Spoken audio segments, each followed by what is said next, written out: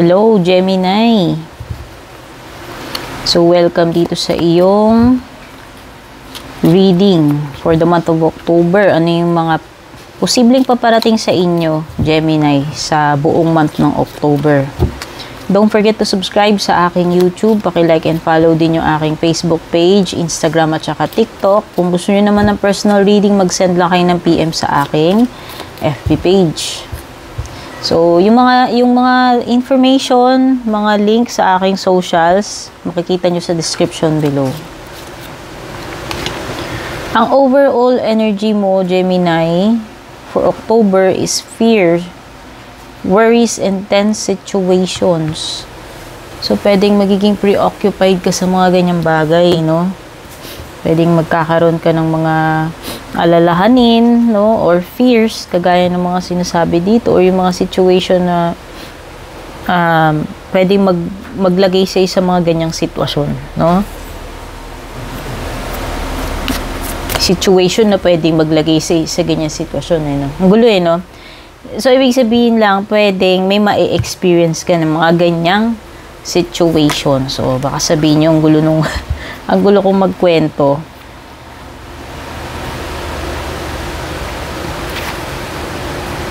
Sige, kunin muna natin yung mga cards mo, Gemini. May binabanggit dito, Gemini, about May. Kung ano man yan. No? Baka may importanteng kaganapan, occasion, any significant event na paparating sa iyo by the month of May next year. So, parang ina-alert ka na ng cards mo. So, meron ka diamond dito, Gemini. You will be receiving or giving a precious gift. Ayan, sabi dito, whether ikaw yung magbibigay or makakatanggap kung ano man itong precious gift na ito. No? O baka yung mga ibang Gemini, sa birthday nyo ma-receive kasi May. Ayan, diba? Yung ibang Gemini dito, magba-birthday kayo ng May. So, possible na isa na yan sa birthday gift na matatanggap mo kasi precious gift daw eh.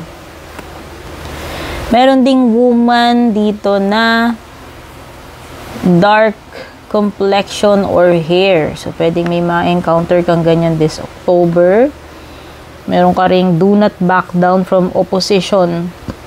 Show strength and fortitude. Wag kang babahagang buntot, Gemini, kahit ano man tong kakaharapin mo. No, yun yung sinasabi ng bull. Give them your best shot or wag kang magpapasindak.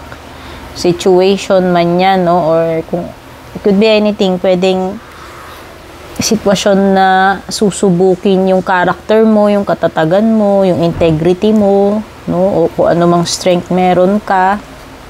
So, wag ka daw magbaback down, no? Meron ding older man dito, Gemini. Oh. Dealings or relationships with an older man. So, baka may ka-deal ka na senior citizen. Kung sino man ito. Relative or hindi. Basta old man.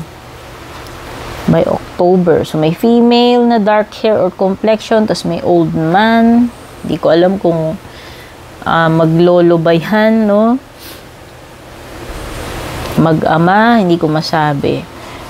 Persevere and you will overcome problems, Gemini. Kagaya nung sinasabi ni Bull dito, no? Huwag ka basta mag-back down. Ayan, masusolve mo itong mga problema mo. Huwag ka mapanghihinaan ng loob, no?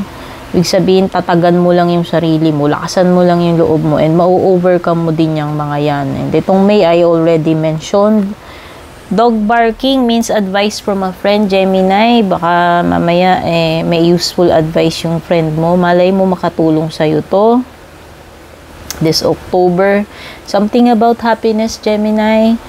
So, pwedeng may magdadala ng happiness sa iyo ngayong October. So, I'm sensing pwedeng peace. At least, no? Ayan, o may mga ibon. Parang dove. Wishbone. Wish granted, Gemini. O yan. So, kung may birthday wish ka, it could be na pwedeng this May or by October, ma-receive mo na yung wish na yan. No? O kung hindi man yung birthday wish, kung basta kung may wish ka. Okay?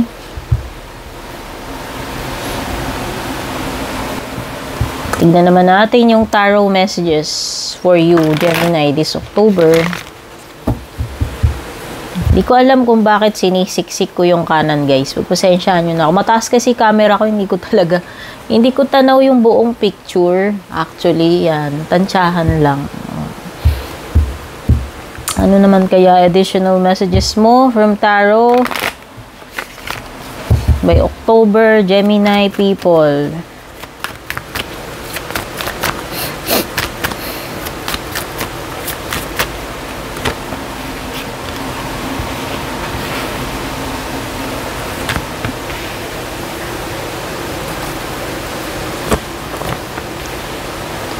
Strong piece of advice ang makukuha mo.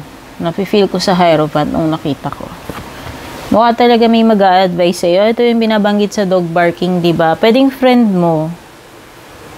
So, tingin ko very important yung babanggitin niya sa'yo dyan. At kung if ever na nasa difficult situation ka, pwedeng makatulong sa'yo. No? So, pwede mo i-consider itong advice ng kaibigan mo. Or kung sino man ito na magbibigay ng advice sa iyo. No? So, kung nafe-feel ko pa dyan sa Hierophant, bukod sa advice, is kailangan mong maging wise about a situation, Gemini. No? Isa pa yun sa pumapasok sa isip ko. And you should follow, sa tingin ko, mas makakaigi, Gemini, kung sumunod ka dun sa conventional, instead sa unconventional na pamamaraan. Like yung sinasabi ni Hierophant. No? So, yung traditional, yung nakasanayan na is the best, no? So, yun yung nafe-feel ko, bukod dun sa strong advice, no? It could be kasi na meron kang matututunan, something very important by October. Hindi ko alam kung tungkol saan, pero mukhang meron, no? Lesson learned, advice, no? Okay, so, isa pang na-feel ko is pwedeng subukin yung faith mo. No, yung mga yung mga prinsipyo mo, yung paniniwala mo dito sa Hierophant, no? So meron siyang kinalaman sa kung ano yung mga pinaniniwalaan mo sa buhay, no?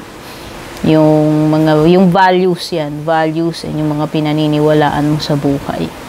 Merong celebration by October, Gemini, no? Ito, merong, get together, kung hindi man ito talagang party, no? At least yung time na makakapag sama-sama kayo, salo-salo, kita-kita, kung sino man itong mga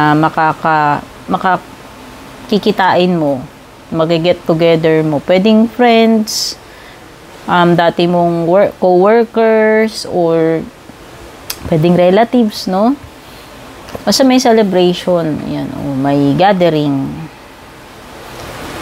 And sa tingin ko, Gemini, kakailanganin mo rin ng pahinga by October. Ayan yung Four of Swords, no?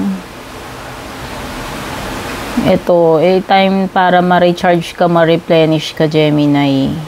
So, kung kailangan mo ng break sa isang bagay, ito na yun, no? Parang indikasyon na, kailangan mo munang mag-time out dyan sa kung ano man yung ginagawa mo, or kung ano man yung bagay na nakakapagpa-drain sa iyo, nakakapagpapagod, nakaka-stress, no? Yan. So, when it comes to your love life naman, Gemini, so October, lessons learned talaga, Gemini, no? Soul contract. Gaya ng binabanggit ko, diba? What a coincidence, tumapat pa siya sa Hierophant. That was my intuition telling me kanina pa. So, ito palang lesson learned mo, parang connected din siya sa relationship or sa love life mo. The lessons I learned from us will never be forgotten. So, parang nagbigay sa iyo ng malalim na spiritual lesson din itong nangyari dito sa love life mo. Or mangyayari pa lang, if ever na hindi pa nangyayari yan ngayon, no? Secrets, I haven't told you everything. So, pwedeng hindi pa kayo nagkakasabihan nito, whether siya yan, yung may hindi pa inamin or diniklara lahat-lahat, no? Tungkol dito sa inyong dalawa or sa relationship nyo. Basta meron ditong may secrets. Ikaw man yan o yung person mo na hindi pa na ibubunyag. Hindi pa na ibubunyag, hindi pa na naikumpisal, no, sa isa't isa, o 'di ba? So pagdating naman sa career, pera at kabuhayan mo, Gemini. Weekend sale daw, Gemini. Ano ba yan? Baka naman itong October, mapapa-weekend sale ka na naman, mabudol ka.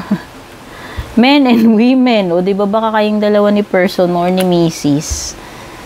Oh, may tendency ka daw mag-shopping by October dahil sa mga sale. Ayan. Ibig sabihin, Gemini, malalapitin ka sa budol sale by October.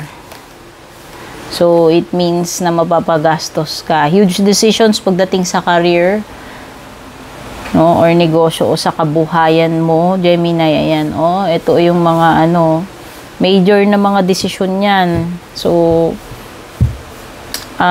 pwedeng may mga major impact din sa iyo yan, sa kabuhayan mo. Hindi lang sa iyo, pwedeng pati sa family mo din, no? Okay, Gemini, ito yung mga nakuha ko, mga maaaring posibleng paparating sa iyo by the month of October. Thank you so much for being here. Don't forget to comment, like, share. Take care and God bless.